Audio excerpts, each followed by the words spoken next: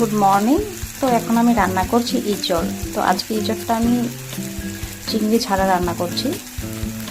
তো আজকে ইঁচড়টাতে আমি দিয়েছি হলো ইঁচড় আছে, পটল আছে, আলু আছে আর একটা টমেটো আছে। তো আজকে একটু অন্যরকমভাবে বানাচ্ছি। ইঁচড়টা আর আলুটা আলাদা করে, ইঁচড়টাকে সেদ্ধ করে আমি আলুটাকে আলাদা করে ভেজে নিয়েছিলাম আর পটলটাকেও আমি আলাদা করে ভেজে নিয়েছি। তো আজকে একটা নতুন রকমের রান্না করছি। তো তোমরা কি এভাবে খেয়েছো পটল, এঁচড় আর এভাবে রান্না করে? তাহলে আমাকে অবশ্যই জানিও। তো এটাতে আমি পরিমাণ মতো জল দিয়ে দিয়েছি। লঙ্কার গুঁড়োটা আমি সবসময় কম দিই, কারণ আমার মেয়ে খায়, তো যার জন্য আমি একটু মিষ্টি মিষ্টি করে রান্না করি।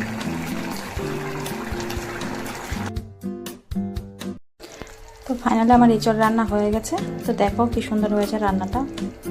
তোমাদের কেমন লেগেছে আমাকে অবশ্যই জানিও। আর তোমাদের যদি ভালো লাগে তাহলে অবশ্যই তোমরা এভাবে রান্না করে খেও।